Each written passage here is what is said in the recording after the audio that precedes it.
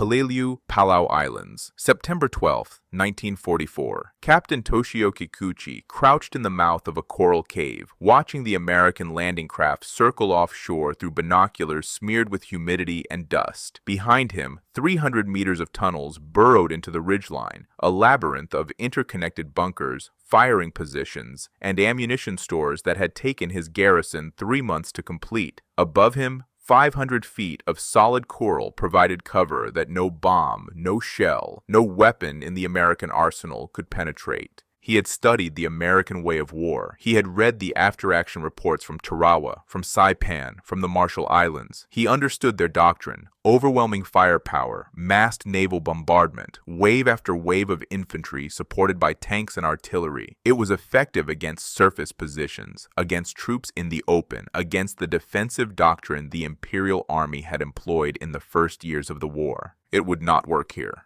"They will bomb us for days," Kikuchi told his executive officer, Lieutenant Jiro Hayashi, with the calm certainty of a man who had already calculated every variable. "Then they will shell us. Then they will send their Marines, and their Marines will die on the beaches, in the ravines, at the mouths of our caves. They cannot reach us. They cannot burn us out. They cannot collapse tunnels cut into solid rock. For every Japanese soldier they kill, 10 Americans will fall." Hayashi nodded, but his eyes were fixed on something in the landing formation, a variant of the American Sherman tank being loaded onto an amphibious tractor. It looked wrong somehow. The main gun was shorter, stubbier, strange pipes and nozzles protruded from the hull. "What is that?" Hayashi asked.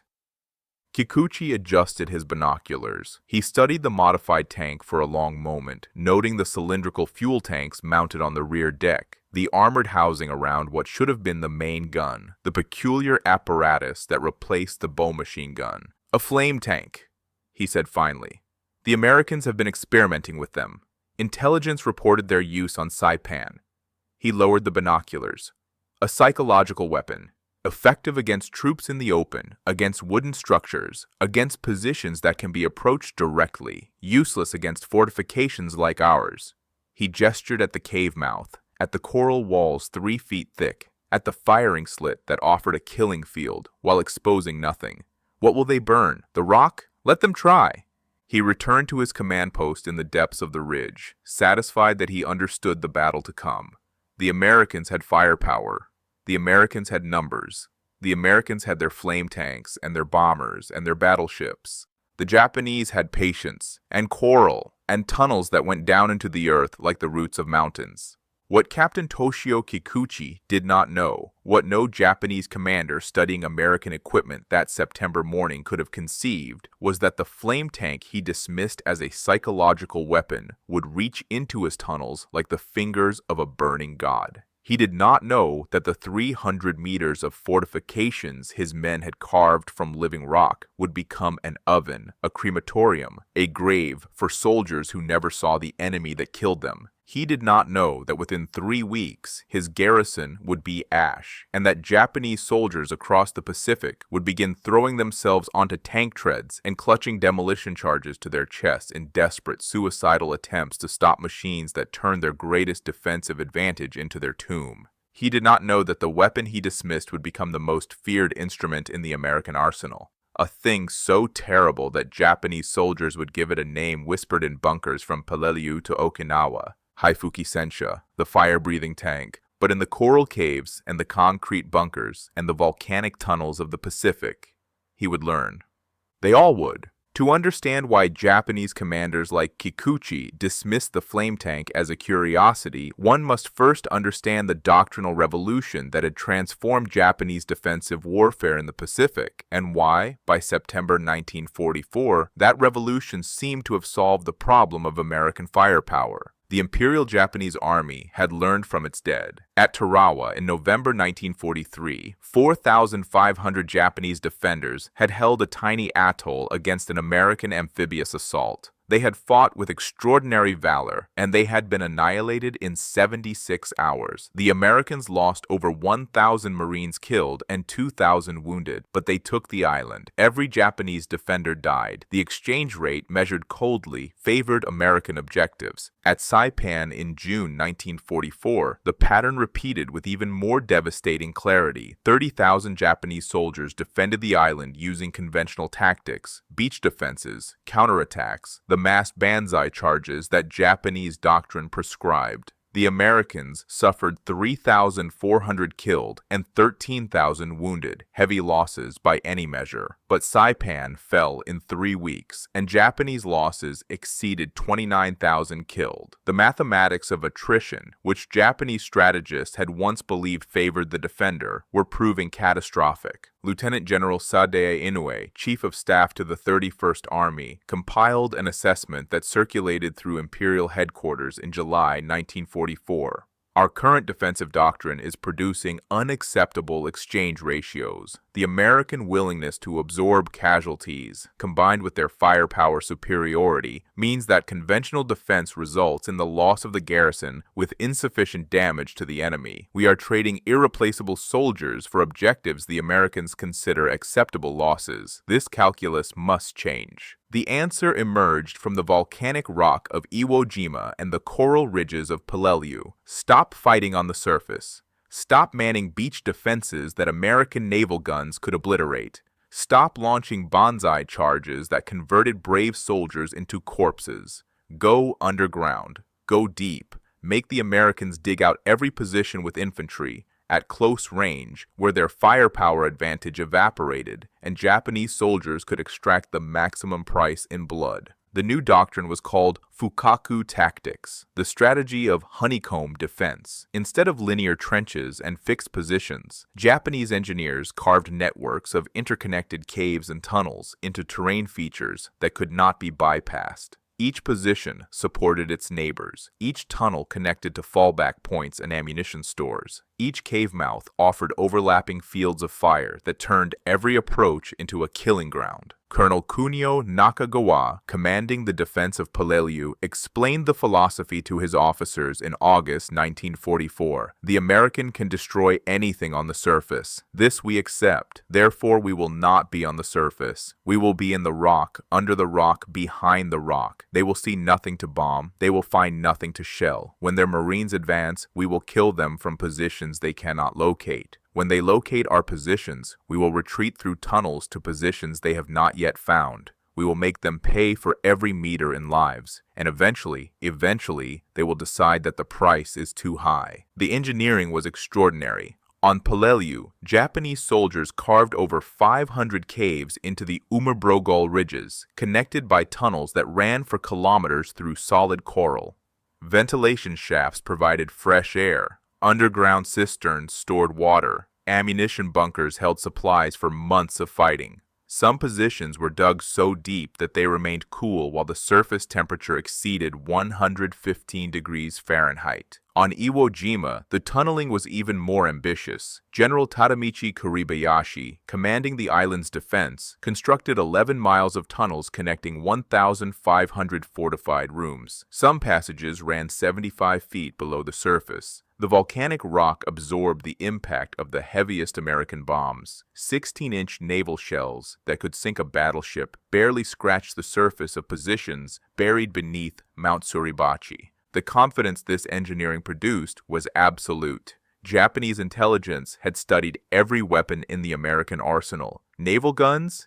Ineffective against positions with 50 feet of overhead cover. Aerial bombs. The largest bomb the Americans possessed could not penetrate more than 30 feet of volcanic rock. Tanks? Confined to open ground, unable to elevate their guns against cave positions, vulnerable to anti-tank teams hidden in spider holes. Infantry? Forced to advance across open killing grounds, silhouetted against the sky, cut down by machine guns firing from slits invisible until the muzzle flashed. Major Seiichi Endo, an engineer officer who helped design the Peleliu defenses, wrote in a technical assessment that August, "We have negated every advantage the Americans possess. Their ships cannot reach us. Their planes cannot find us. Their tanks cannot climb to us. Only their infantry can approach, and infantry dies. We have created positions that can only be taken by human beings willing to absorb infinite casualties. The Americans are not willing. No one is willing. Therefore, we will hold. The flame tank did not feature in these calculations. Japanese intelligence had observed its use on Saipan, where it had burned Japanese soldiers from surface bunkers with devastating efficiency.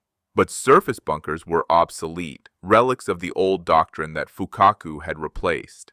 Against positions tunneled into mountainsides, accessible only through narrow cave mouths, protected by yards of solid rock, what could a flame tank do? Spray fire at stone? Burn coral? The question answered itself. Fire required fuel and oxygen. Caves provided neither.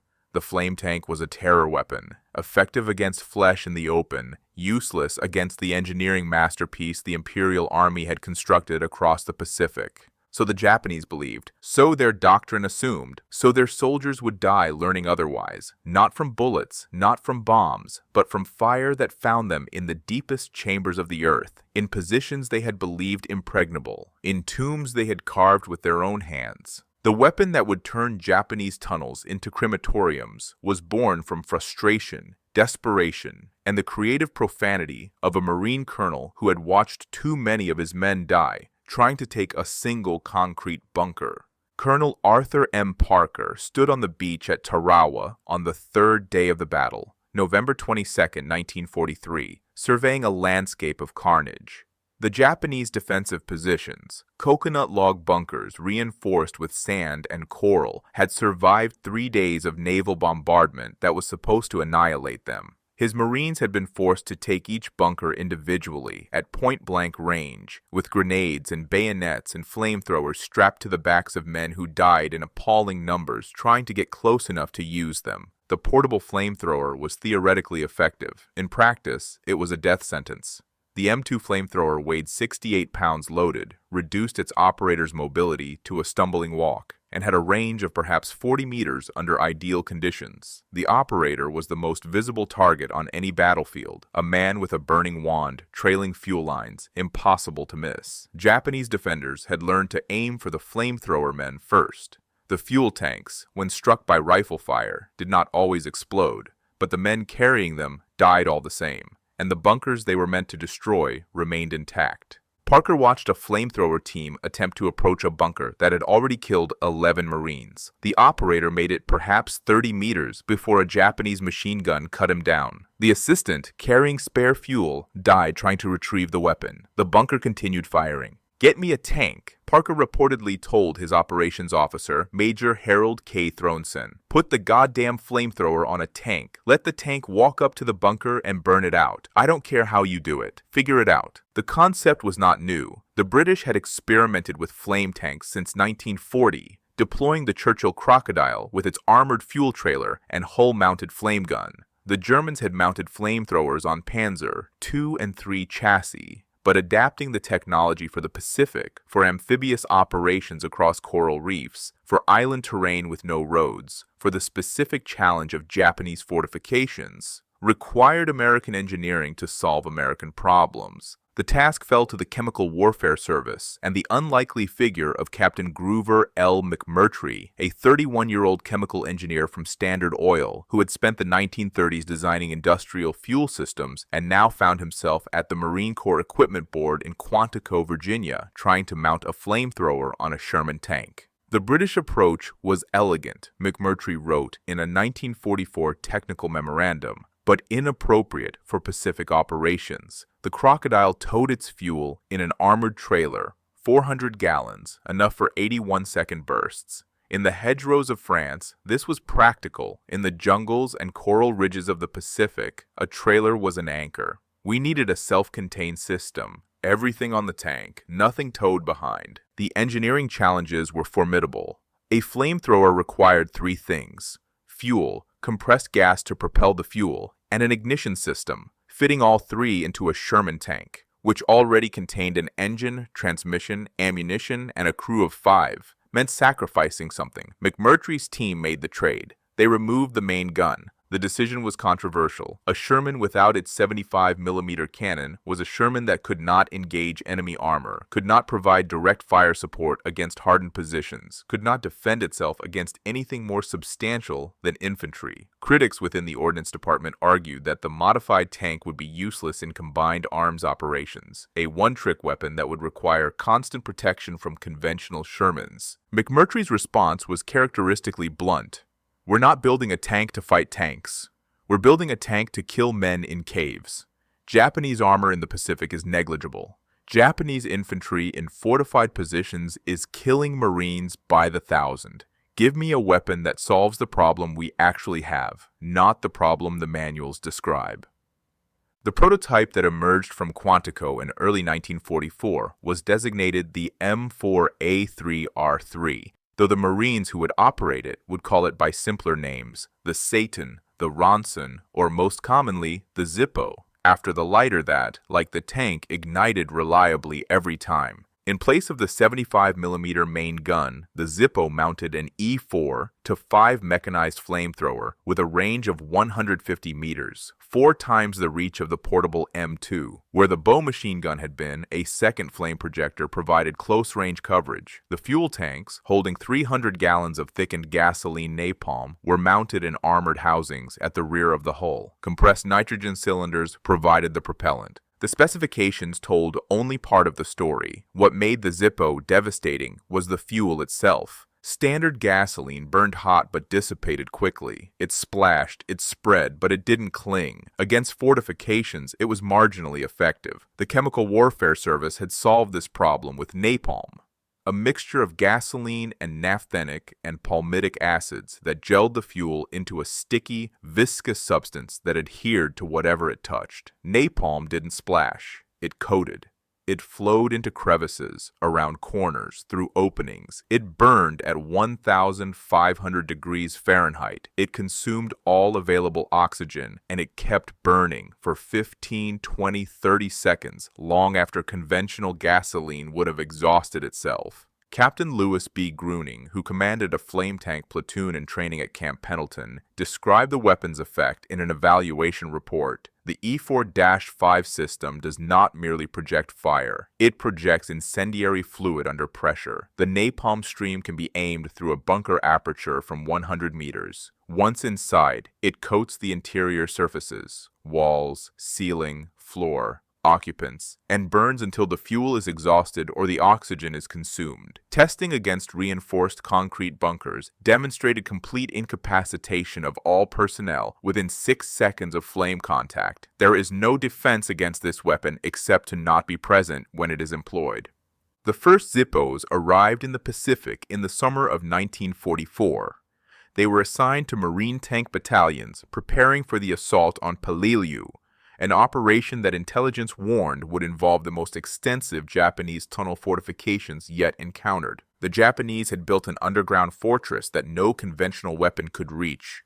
The Americans had built a weapon that didn't need to reach it. They had built fire that could flow like water, around corners, through tunnels, into the deepest chambers of the earth. They had built something the Japanese had never imagined and could not counter. They had built a way to make stone burn. But stone, as the first Zippo crews discovered, did not burn easily, and the men who operated the flame tanks died in appalling numbers learning how to make it happen. The Zippo's combat debut came on Saipan in June 1944, 3 months before Peleliu, and it was nearly a disaster. The 4th Marine Tank Battalion had received 8 M4A3 R3 flame tanks 2 weeks before the invasion. Barely enough time to familiarize crews with the systems, nowhere near enough time to develop tactics for their employment. The tanks were assigned to support infantry assaults on Japanese positions in the rugged terrain inland from the beaches, cave-studded ridgelines where conventional Shermans had proven ineffective. On June 18,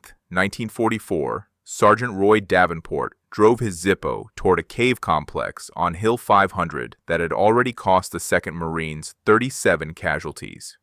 The plan was simple: advance to within 100 meters, project flame into the cave mouth, incinerate the defenders. The plan did not survive contact with Japanese doctrine.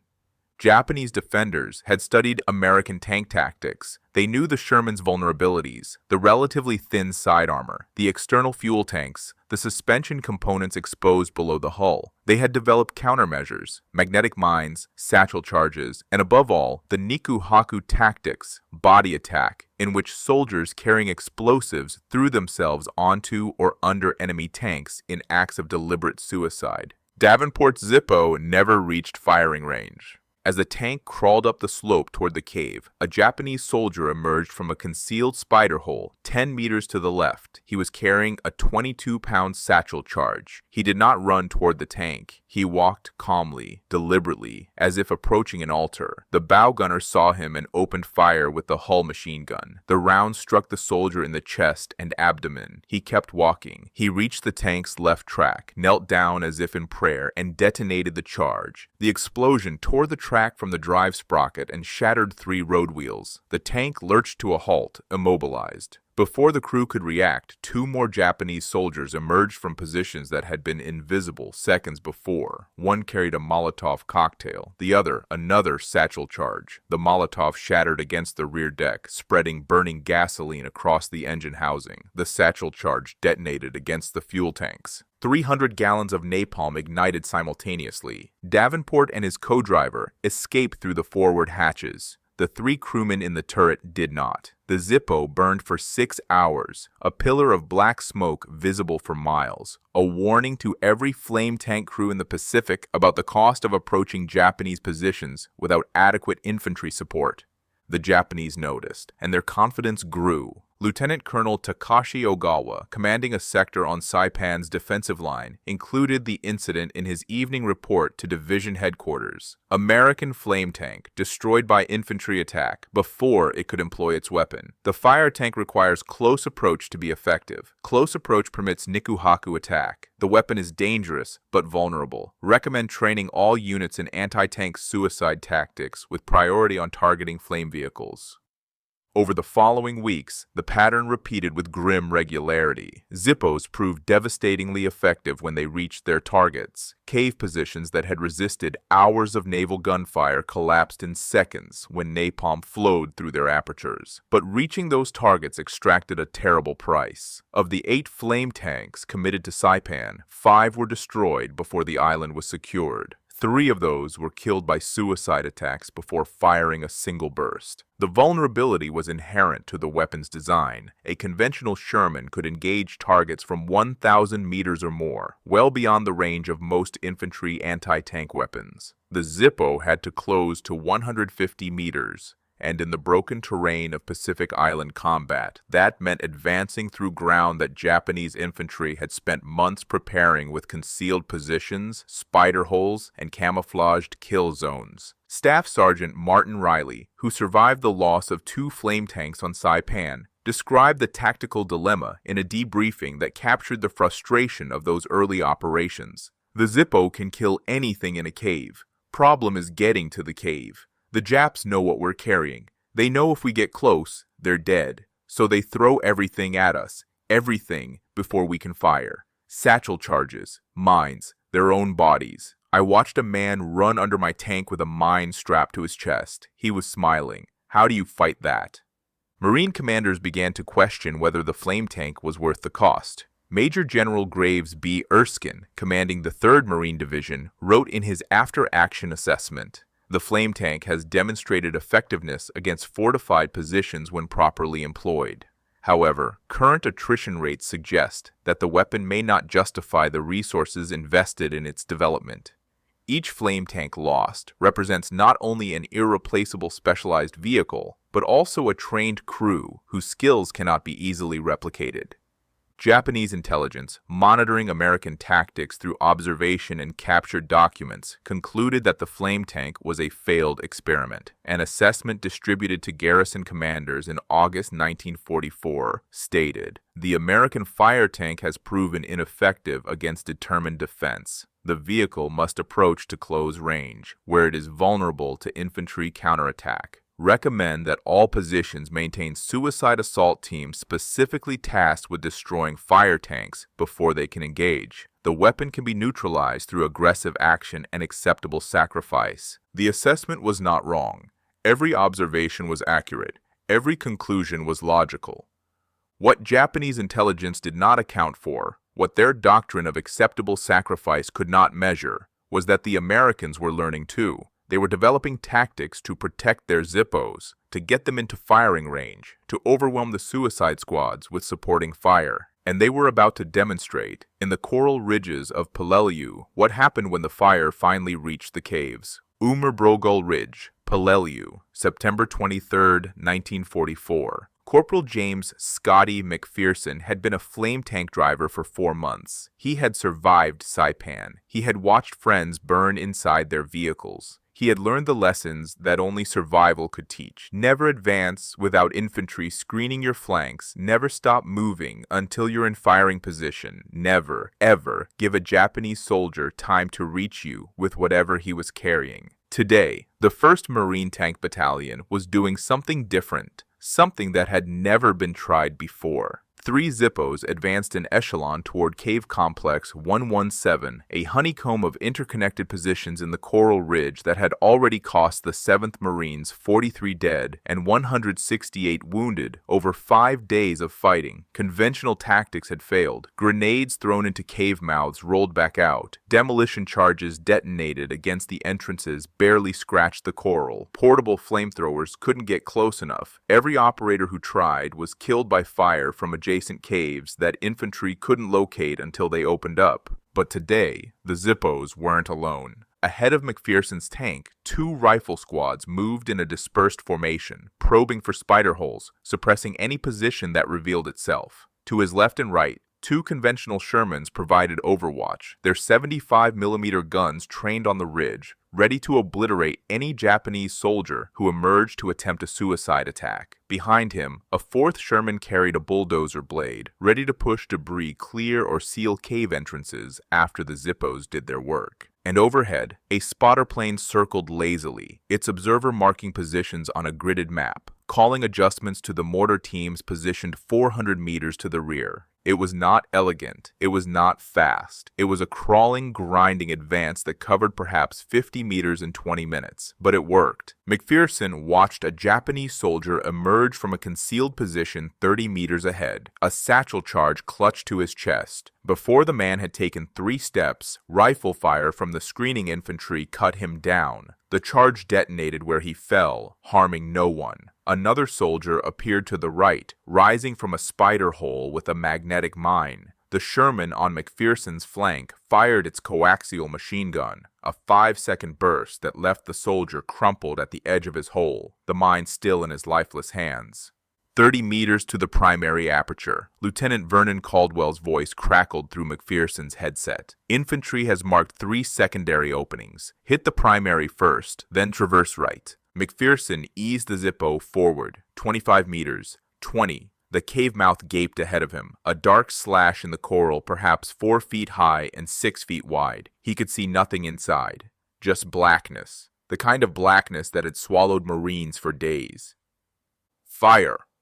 Gunner Sergeant Paul Witkowski pressed the trigger. The E-4-5 roared to life, a sound unlike any other weapon on the battlefield, a pressurized scream followed by a whooshing detonation as the napalm ignited in mid-air. A stream of liquid fire arced across the 20 meters between the tank and the cave mouth, struck the upper lip of the entrance, and poured inside like water flowing over a dam. And then the screaming began. McPherson had heard men die before. He had heard the sounds of battle, the cries of the wounded, the silence of the dead, but he had never heard anything like what came from inside that cave, a chorus of agony that seemed to rise from the earth itself, voices layered on voices, shrieks that climbed beyond human register and then stopped, suddenly, completely, as if a door had slammed shut on hell. The flame burst lasted 6 seconds. Witkowski released the trigger. Smoke poured from the cave mouth, black, greasy, chemical smoke that carried with it a smell McPherson would never forget, a smell that would wake him from sleep for the rest of his life.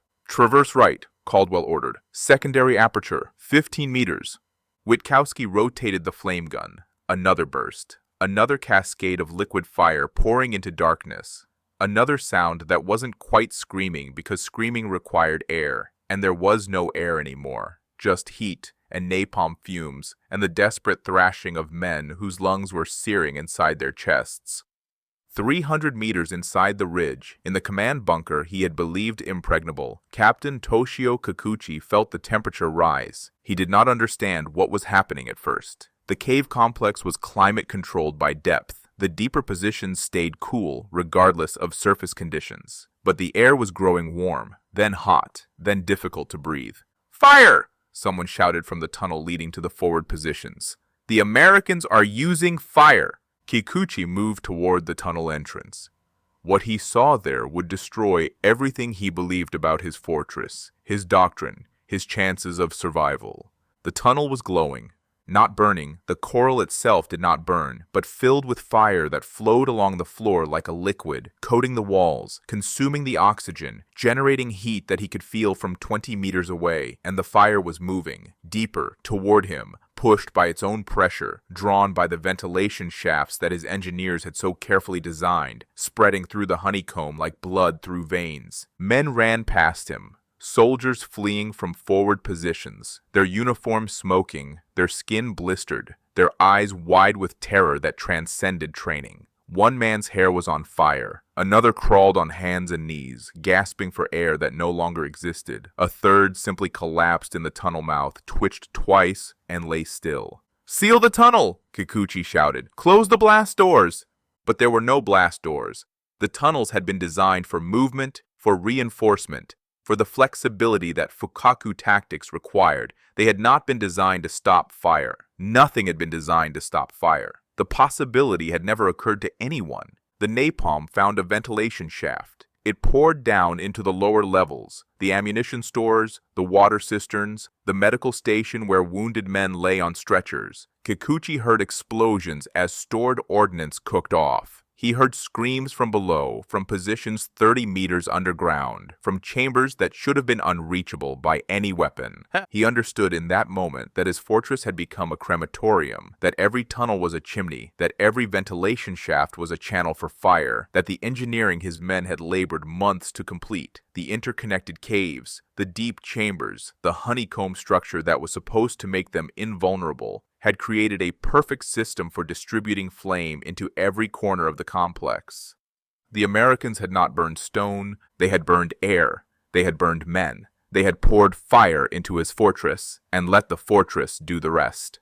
Outside, McPherson's Zippo expended its fuel load in 11 minutes, 58 bursts of flame, 300 gallons of napalm distributed across 6 cave mouths and 4 ventilation shafts. When the fuel was exhausted, the tank withdrew to rearm, and a conventional Sherman moved up to seal the primary entrances with point-blank 75mm fire, collapsing coral over openings that now served as chimneys for the inferno below. The 7th Marines did not enter Cave Complex 117 that day. They did not need to. Engineers would later estimate that the complex had held approximately 140 Japanese soldiers. They found 6 survivors 3 days later, crawling from a drainage tunnel 200 meters from the main complex. All 6 were suffering from severe burns. 2 died before they could be evacuated. The other 134 men were still inside, in positions they had believed would protect them, in chambers buried beneath yards of coral. They had not been killed by fire. They had been killed by their own fortress, by tunnels that channeled flame, by ventilation systems that distributed heat, by the interconnected architecture that had been designed to make them invulnerable and instead ensured that when fire entered, no one escaped. Captain Kikuchi was among the dead. His body was never recovered.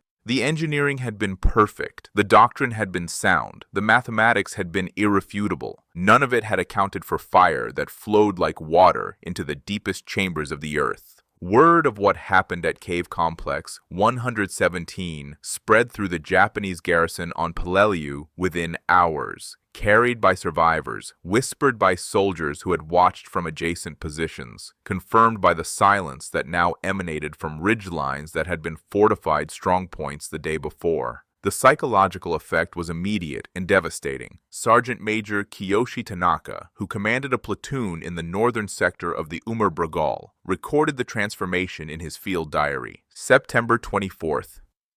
The men speak of nothing but the fire tanks. They say the Americans poured flame into the caves of the 14th Company and everyone inside died, not from the fire itself, but from the heat, from the smoke, from air that became poison. They say the tunnels we dug to protect ourselves have become traps. They say the deeper you hide, the more certainly you die. I tell them this is defeatist talk. But I have seen the smoke rising from Cave Complex 117. I have smelled what comes out of those ventilation shafts. I do not know what to tell them anymore. September 26th. 3 men deserted their position last night. They did not flee toward American lines. They fled into the open, onto the surface, where they were killed by mortar fire within minutes. When I asked the survivors why anyone would choose to die under mortars rather than remain in the caves, Private Hamada told me, "At least the mortars are quick." I had him disciplined for cowardice, but I understood what he meant.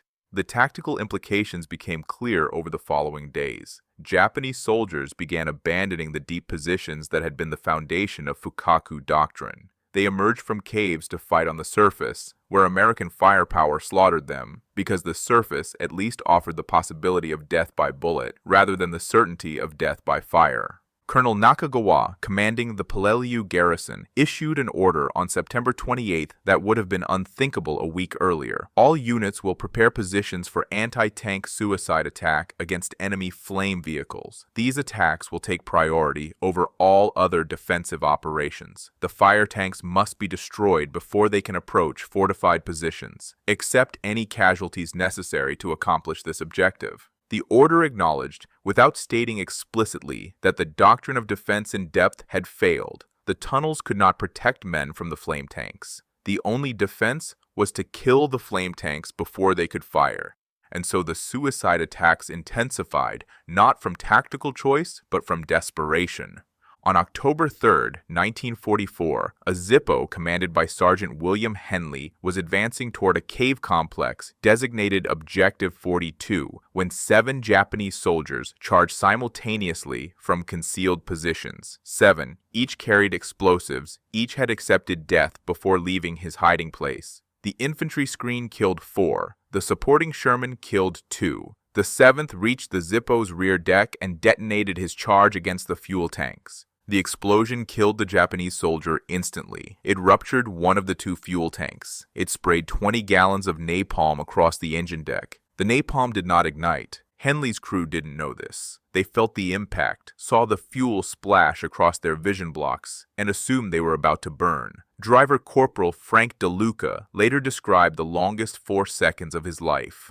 "I'm waiting for the fire. I'm thinking about Rodriguez and his crew on Saipan, how they couldn't get out, how we heard them screaming on the radio, and I'm reaching for the hatch release, and I'm thinking I won't make it, and then nothing, no fire. The fuel just sat there. The nitrogen tank wasn't breached, no spark, no ignition. We drove back to the maintenance area with 20 gallons of napalm sloshing around on top of the engine. The mechanic said it was a miracle. I said it was a malfunction. Either way, I'm alive because a Japanese soldier with a bomb strapped to his chest got unlucky. 7 men had died trying to stop one tank. They had reached it, they had damaged it, and they had failed. The mathematics of attrition, which had once favored the defender, had become a calculation of despair. It took 7 suicides to temporarily disable a single Zippo. The Americans had dozens of flame tanks. Japan did not have enough soldiers willing to die to destroy them all, and even if they had, new tanks would arrive to replace any that were lost. On Iwo Jima, 4 months later, the pattern reached its apocalyptic conclusion. General Kuribayashi had studied Peleliu. He understood what the flame tanks could do. He prepared countermeasures, deeper tunnels, blast doors between sections, emergency ventilation that could be sealed to prevent flame from spreading. He positioned suicide squads at every approach route, ordered standing patrols to hunt flame tanks as priority targets, designated specific units whose sole purpose was to die, stopping the fire-breathing machines before they could engage fortified positions. None of it mattered. The first Zippos landed on Iwo Jima on D+2, February 21, 1945. By February 28th, they had incinerated an estimated 800 Japanese soldiers in cave complexes across the southern plateau. By March 10th, the number exceeded 2,000. The blast doors Kurabayashi had ordered installed sealed men inside burning chambers. The emergency ventilation, when closed, caused suffocation. The deep tunnels, cut off from the surface, became ovens where temperatures exceeded 300 degrees Fahrenheit. Private First Class Takeo Yamaguchi was one of 11 survivors pulled from a tunnel complex near Hill 362A on March 14, 1945. His interrogation, conducted aboard a hospital ship 3 days later, provided American intelligence with a window into the psychological collapse of Japanese defensive doctrine. "We heard the tanks before we saw them. Someone shouted, 'Hai Fukisensha,' fire breather, and everyone began to run, not toward the exits, away from them, deeper into the tunnels. We thought if we went deep enough, the fire could not reach us. We were wrong." The flame did not come through the main entrance. It came through a ventilation shaft on the eastern side, a shaft we had dug ourselves to bring fresh air into the lower chambers. The fire poured down like water. The men nearest the shaft did not even have time to scream. The heat reached us in seconds. The air became unbreathable. Men clawed at the walls, at each other, at the sealed blast door that was supposed to protect us, but only trapped us inside. I survived because I found a crack in the coral, a natural fissure perhaps 8 inches wide that led to a small chamber the engineers had not mapped. I crawled inside and pressed my face against the stone, which was cooler than the air. I stayed there for 6 hours listening to men die around me. When the sound stopped, I waited longer. When I finally emerged, I was walking on bodies. I could not tell who they were. The fire had... The interrogator noted that the prisoner was unable to continue. The transcript recorded, "Subject overcome with emotion. Interview suspended." On Okinawa, the final battle, the Japanese did not even attempt to defend their caves against the flame tanks. They emerged to fight in the open, to die under naval guns and aircraft and the rifles of American infantry. Any death that was not the death that awaited them underground. Lieutenant Colonel Hiromichi Yahara, the operations officer who planned Okinawa's defense, acknowledged the transformation in his post-war memoir. By 1945, our soldiers feared the flame tank more than any other American weapon, more than the battleships, more than the bombers, more than the artillery that could level entire positions. The flame tank killed men in ways that violated every expectation of combat. It killed men who could not see their enemy. It killed men in positions that should have been impregnable. It killed men who had accepted death, but had not accepted that death. When the fire tanks approached, discipline collapsed. Men who would have fought to the last bullet fled rather than face incineration. The weapon did not merely kill, it unmade us. The Americans called them Zippos because they lit every time. The Japanese called them Haifuki Sensha, fire breathers, and threw their bodies beneath the treads in numbers that defied comprehension. On Iwo Jima alone, an estimated 400 Japanese soldiers died in suicide attacks against flame tanks. Attacks that destroyed 11 Zippos and damaged 19 others. Attacks that required an average of 36 deaths for each tank killed. 36 men for one tank. And still, the tanks kept coming. The Japanese had built fortresses that no bomb could reach. The Americans had built fire that no fortress could stop. And in the arithmetic of annihilation, fire had won.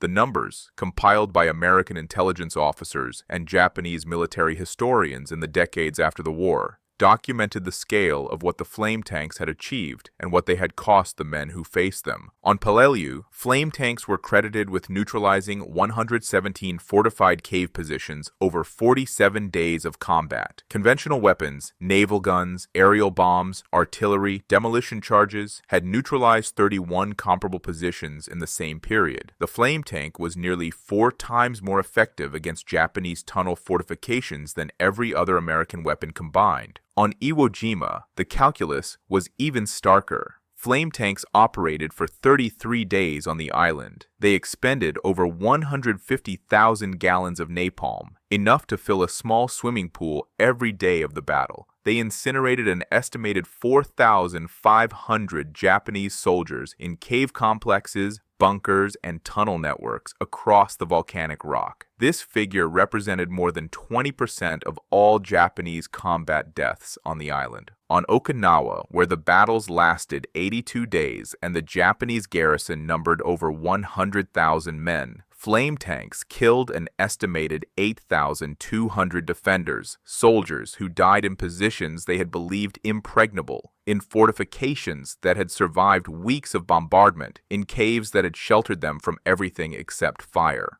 The cumulative toll across the Pacific campaign exceeded 20,000 Japanese soldiers killed directly by flame tank attack. But this number captured only the immediate deaths, men burned, asphyxiated, or cooked alive in their defensive positions. It did not count the soldiers who died in suicide attacks against flame tanks. It did not count those killed by secondary explosions when napalm reached ammunition stores. It did not count the men who emerged from caves, driven out by fire into the waiting guns of American infantry. Conservative estimates place the total Japanese casualties attributable to flame tank operations, direct and indirect, at over 40,000 men. The Americans lost 73 flame tanks destroyed across the entire Pacific campaign, approximately 180 crewmen killed or wounded, 40,000 Japanese dead for 180 American casualties. The exchange ratio defied comprehension. It defied everything Japanese doctrine had assumed about the mathematics of defensive warfare. It defied the calculations that had led commanders like Kikuchi and Nakagawa and Kuribayashi to believe their fortresses could exact an unacceptable price from American attackers. The flame tank had not merely changed the mathematics, it had annihilated them. Post-war interrogations and memoirs documented the psychological devastation with a consistency that bordered on the liturgical. The same horror repeated in different voices, the same admission of defeat expressed in different words. Lieutenant General Tadamichi Kuribayashi did not survive to offer his assessment. He died on Iwo Jima, likely in a final banzai charge on March 26, 1945, though his body was never identified. But his final dispatch to Imperial headquarters, sent on March 17th, contained a passage that American cryptographers decoded 3 days later. The enemy flame tanks have neutralized our underground defensive positions with a thoroughness that no other weapon has achieved. Positions that survived weeks of naval bombardment are eliminated within minutes when flame is introduced. Our soldiers fight with supreme courage, but courage cannot extinguish fire. I request that all future defensive planning assume the enemy will possess the capability to incinerate any enclosed position, regardless of depth or fortification. The tunnel is no longer a sanctuary, it is a grave. Colonel Hiromichi Yahara, who survived Okinawa to become one of the few senior Japanese officers captured in the Pacific War, was interrogated extensively by American intelligence. His assessment, recorded in August 1945, provided a window into the strategic implications of what the flame tank had achieved.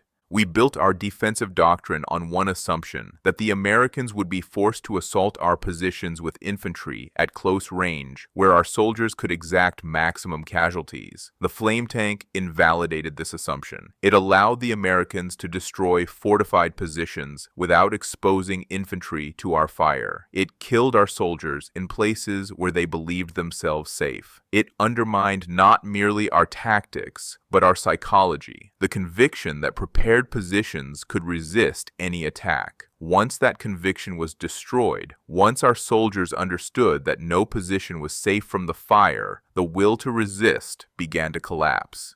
The flame tank did not merely kill men, it killed faith. Perhaps the most haunting testimony came from Major Yoshitaka Hori, who served as a communications officer on Iwo Jima and was one of the few Japanese officers to surrender rather than die in the final days of the battle. In a 1965 interview with an American military historian, he reflected on what he had witnessed. I have been asked many times why Japanese soldiers fought so fanatically, why they refused to surrender even when defeat was certain. The American who asks this question has not understood our training, our culture, our concept of honor. Death in battle was expected. Death in battle was acceptable. But the flame tank offered a death that was not acceptable, not because it was more painful than other deaths, though it was, but because it was a death without meaning. To die charging an American position was to die as a warrior. To die holding a grenade, taking enemies with you, was to die with purpose. But to die in a cave, burning, unable to see your enemy, unable to fight back, your body reduced to ash that your family would never recover. This was a death that negated everything we believed about sacrifice. The flame tank did not merely kill our soldiers, it erased them. It made their deaths meaningless. And for men who had been taught that death was the ultimate expression of duty, meaningless death was worse than any torture.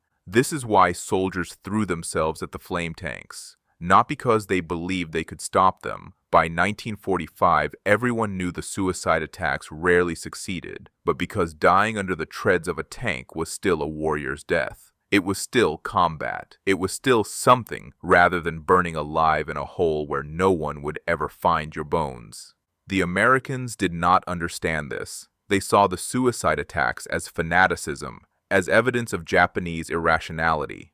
But they were the opposite of irrational. They were the only rational response to a weapon that had made every other form of death preferable to the death it offered. Sergeant Major Kiyoshi Tanaka, whose diary had documented the collapse of morale on Peleliu, survived the battle by surrendering on October 24, 1944, one of only 202 Japanese prisoners taken from a garrison of over 10,000. His post-war testimony, given to a Japanese Military Historical Commission in 1952, provided the final word on what the flame tank had meant to the men who faced it. Before the fire tanks came, we believed we could hold Peleliu for 6 months. We had prepared for a siege. We had supplies, ammunition, water, medicine.